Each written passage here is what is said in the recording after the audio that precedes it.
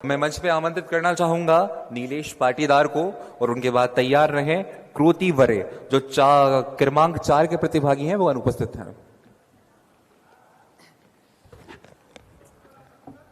सरफरोशी की तमन्ना अब हमारे दिल में है, देखना है जोर कितना बाजुए कातिल में है, बाजुए कातिल में।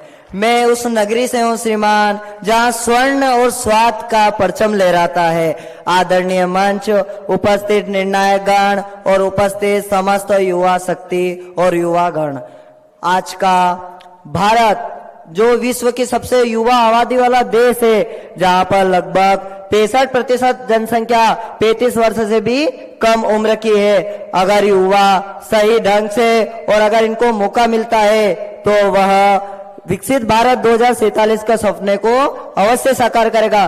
पर महोदय, मेरा प्रश्न ये है कि क्या जो बजट जारी हुआ है वो युवाओं के वास्तव में प्रयोग के लिए है क्या?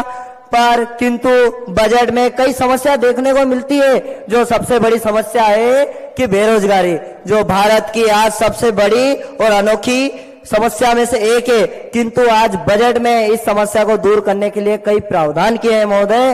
पहला है AI डिजिटलीकरण, नई शिक्षा नीति, उसके बाद कई कार्य MSME को बढ़ावा।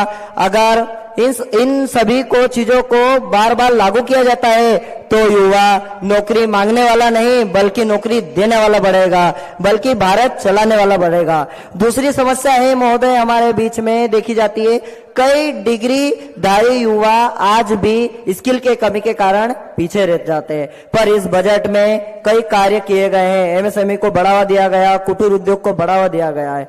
तीसरी समस्या हम देखते हैं महोदय, ग्रामीण युवाओं के अवसर में कमी। महोदय, मैं भी एक गांव से बिलोंग करता हूं महोदय, मैंने भी यहाँ तक का सफर एक गांव से करा है महोदय। मैं देखता हूँ कि हमारे साथीगण प्रतिभाशाली बहुत है, किंतु महोदय कई शहर की कमी के होने के कारण और ऋण की कमी के होने के कारण वो उच्च स्तर पर नहीं पहुंच पाते हैं महोदय। माननीय अध्यक्ष महोदय, बजट पेश करना सरकार का काम है, किंतु अगर युवा को मौका मिले, अगर वो उसकी बातों को रखा जाए तो हमारा भारत 2047 का सपना अवश्य साकार होगा। नन्ही चींटी 100 बार फिसलती है, नन्ही चींटी 100 बार फिसलती है, पर उसकी मेहनत बेकार नहीं होती, कोशिश करने वालों की हार नहीं होती। अंत में मैं 2 लाइनों के साथ अपनी वाणी को विराम देता हूं।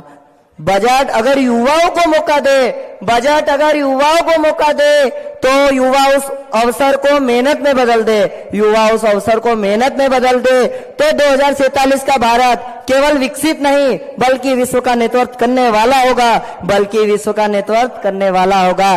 जय हिंद, जय भारत, वंदे मातरम दोस्तों, जय श्री महाकाल। धन्यवाद जी धन्यवाद नीलेश।